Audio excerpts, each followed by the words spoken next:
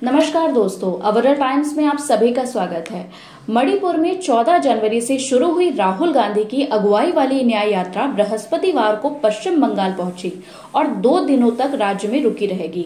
यात्रा 28 जनवरी से शुरू होगी, लेकिन कांग्रेस की पश्चिम बंगाल इकाई के अध्यक्ष अधीर रंजन चौधरी ने कहा कि उनकी पार्टी को राज्य में भारत छोड़ो न्याय यात्रा के हिस्से के रूप में कुछ जनसभाओं के आयोजन को मंजूरी प्राप्त करने में दिक्कतों का सामना करना पड़ रहा है।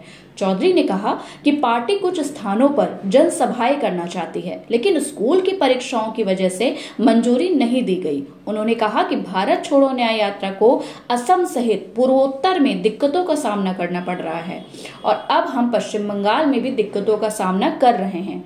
चौधरी ने कहा कि हमने सोचा था कि पश्चिम बंगाल में कुछ स्थानों पर हमें जनसभाएं करने के लिए रियायत मिलेगी, लेकिन प्रशासन कह रहा है कि वह मंजूरी नहीं दे सकते। वहीं सत्तारूढ़ तृणमूल कांग्रेस ने हालांकि दावा किया है कि पश्चिम बंगाल में प्रशासन राजनीतिक प्रभाव से मुक्त है। टीएमसी सांसद शांतनु सेन ने कहा कि विपक्षी गठबंधन इंडिया के पश्चिम बंगाल में टूटने की वजह अधीर चौधरी ही हैं। दूसरी बात, सभी विपक्षी दल राज्य में कार्यक्रम करते हैं, किसी को कोई परेशानी नहीं होती। स्कूलों में बोर्ड परीक्षाएं होने के कारण प्रशासन ने यह फैसला लिया होगा। पूर्वोत्तर में राहुल गांधी कहते रहे और बीजेपी पर आरोप लगाते रहे कि बीजेपी और आरएसएस की वजह से उनकी यात्रा में अड़चनें पैदा की जा रही हैं। लेकिन पश्चिम बंगाल तो उनके सहयोगी दल इंडिया गठबंधन का हिस्सा बनी टीएमसी की सरकार है, फिर वहां तो उनको सरकार का सहयोग मिलना चाहिए था। बात साफ है, दरअसल इंडिया गठबंधन से ममता का मोह भंग हो चुका है और उन्होंने बंगाल में सभी लोकसभा सीटों पर अकेले चुनाव लड़ने का ऐलान कर दिया है। ऐसे में उनसे कांग्रेस को सहयोग मिलना तो मुश्किल होना ही था, लेकिन कांग्रेस पार्टी अभी भी सच का सामना नहीं कर पा रही है कि इंडिया गठबंधन की हवा निकल चुकी है।